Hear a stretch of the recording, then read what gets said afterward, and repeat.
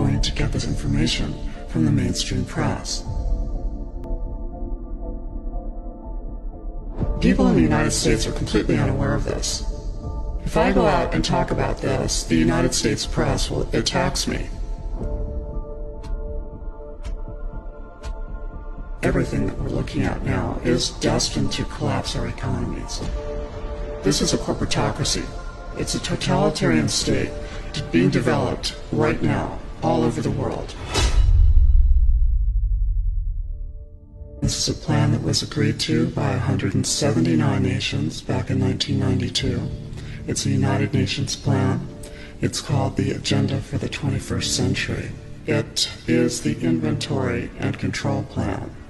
Inventory and control of all land, all water, all minerals, all plants, all animals, all construction, all means of production, all food, all energy, all information, and all human beings in the world. So many of us around the world think that, well, sustainable development, it just sounds so great. Isn't it about recycling and creative reuse and creating energy and food resources for everyone? And the answer is no. It really is not. It's about moving populations into city centers, concentrated city centers, and clearing them out of the rural areas. And about 75% of the population lives in large cities. The goal is to move everyone out of the rural areas and into the large cities. And the goal of Agenda 21 is one world government, a total control from a central unit. You are not going to get thrown on a train car. You will just have your roads out in the rural areas pulverized and turned to gravel. You'll have your family well monitored. You will have your energy restricted. You will have your school service cut, your sheriff's service cut. You will find that you are not able to get your goods to market, and then you have to move into the city. And then you will move into this high-density development that is subsidized with our property tax dollars, and pretty soon you will have the Wildlands Project, which is predicated on moving people out of the rural areas. And this is how it happens. Globalization is the standardization of all systems. So that includes water, law enforcement, education, energy. All systems have to be brought into harmony in order to control them all. The three pillars of United Nations Agenda 21 are economy, ecology, and equity, the three E's. And everyone sort of thinks that they know what that means, the idea of social equity. It must mean that, well, everyone's going to have access to clean water and clean air, and no one's property is going to be used as a dumping ground because they are at a poverty level. But really what social equity is about impoverishing huge portions of the population and bringing down the developed nations. So you need to be your own press. You need to educate yourself. You need to get out there and educate your neighbors, your community, your real community. You need to help your children understand that they're being indoctrinated from pre-kindergarten to postgraduate school. All of us have a responsibility to ourselves and to others to work for personal freedom. And always remember that even though we work as a group, if we do work as a group, we're all individuals in those groups, and we answer only to ourselves. This is essential. It's essential. As free human beings, this is what we are. We are free, and we need to continue to be free. But we have to become aware and then make our friends and our neighbors and our community aware as well, and work together.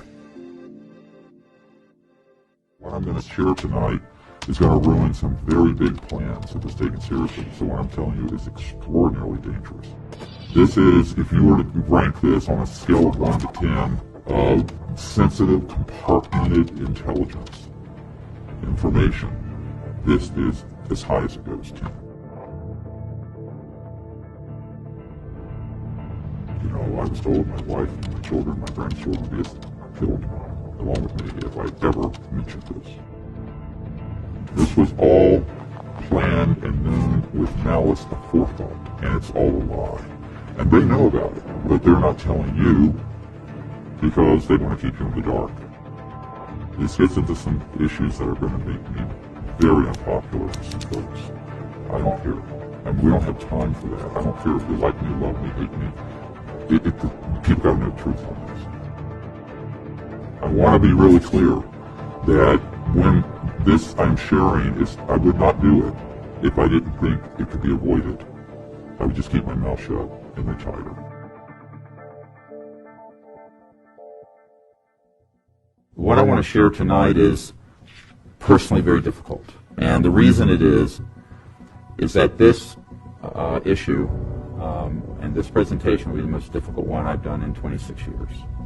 I'm accustomed to giving folks bad news. So this is very, very bad news. And I'm not saying that to be at all melodramatic. I'm telling you what the truth is.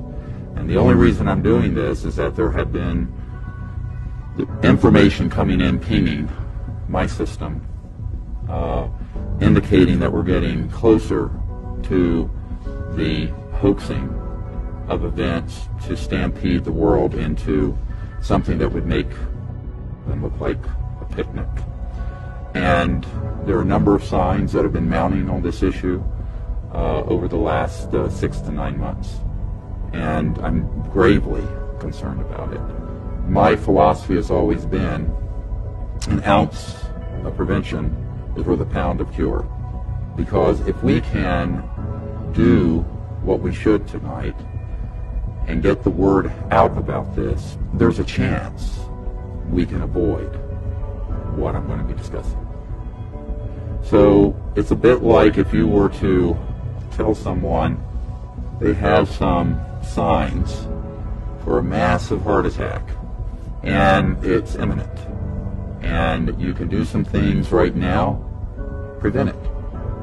You can ignore it and have it and have a code blue where the heart stops and you have to be resuscitated. My goal here, using that medical analogy a little further, is to avoid the attack. And in this case, it would not be a medical emergency. It would be a national security and global emergency orchestrated by people who have been planning this since the 1950s. So what I'm going to be discussing is what in the parlance of the Pentagon, CIA, counterintelligence programs is known as a false INW, or a deceptive INW, or indication and warning. And some years ago, I had a meeting with the head of the Defense Intelligence Agency and General Patrick Hughes, and the focus of that briefing, which was quite extensive, was to give him information so that he would not be deceived in the event of a false or deceptive INW, indication and warning. And so you have people who often, you would think, who would have knowledge of these issues. And it turns out they do not. And then there are other people who should have nothing to do with something this sensitive, who are running the projects outside constitutional oversight of the President, the Congress, and their appointees, and of we, the people, most importantly. I want to be really clear that when this I'm sharing is, I would not do it if I didn't think it could be avoided. I would just keep my mouth shut and retire. I think we can avert this. I think that we can avoid the heart attack, as it were, using the analogy I used earlier. And that's why I'm standing here before you. Otherwise, I would have given up on this in 1994 when I first learned of all of these issues. I have a gentleman who was the third highest ranking man at the Naval Research Labs, who prior to in the Vice President's office saw all the plans prior to it occurring. He's deceased, since I'm talking about it now. I did not talk about it for years. And he was told, I used to stay at my home. He said, look, I was told my wife and my children, my grandchildren would be killed along with me if I ever mentioned this. Now, the mother lode, the sort of the crown jewel of that kind of event is what has been planned assiduously since the 1950s. And that is a threat that would unite the world around a military junta, militarism, that would put all of humanity together, but against one or more extraterrestrial races. Everyone thought, well, we're going to learn that lesson in Vietnam. We forgot it. We had Iraq. We forgot it. So they let a certain amount of time goes by, the population becomes complacent, they have a very short-term memory on such things, and then they move another one forward. Now that plan, which they came up with in the 1950s, has been very carefully rolled out. And I was asked today by a gentleman I was meeting with, he says, when do you think they might do this? I say they began in 1950s. It's already happened. It's already happened. The false flag has already happened. Now, not the crescendo moment, not the final act, all right? But acts 1, 2, 3, 4, 5, 6, 7, 8, 9, whatever, have already transpired. What do I mean by that?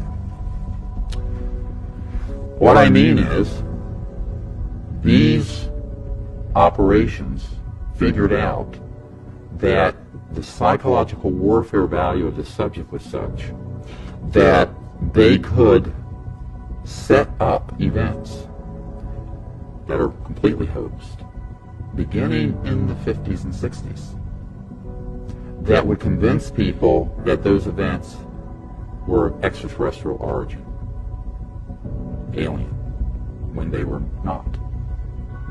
And so blur the lines between the actual ET activity and the human stagecraft, as it's called, that most people, including people at the White House, wouldn't know the difference.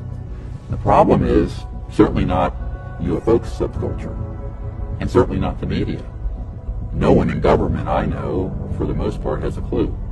Even mid-level people, functionaries, within the majority intelligence committee, MAJIC, M-A-J-I-C, that runs these operations, do not know about this. This is why Admiral Roscoe Hillenkoetter, the first CIA director when it was formed in 1947, took the place of the OSS, said in a letter that the secrecy surrounding UFOs was a threat to the national security. This is why Eisenhower said the secrecy, unwarranted secrecy is what he said. It could be a threat to our democracy and our way of life. And they were referring to this dynamic. But the problem is, in that vacuum of secrecy, extreme, illegal, unacknowledged special access projects, which is what they're called, at a compartmented level. I was talking to a gentleman today about this. At least 21 levels, compartments, past the level of the president. 21 levels. That you have a permanent infrastructure that has evolved or spun off from the legitimate government, but that is embedded within the corporate sector, the intelligence community, and the military sector, that is run amok viciously of our liberties and our freedoms. And we'll get into this also. This gets into some issues that are going to make me very unpopular with some folks. I don't care. I mean, we don't have time for that. I don't care if you like me, love me, hate me. People got to know the truth on this.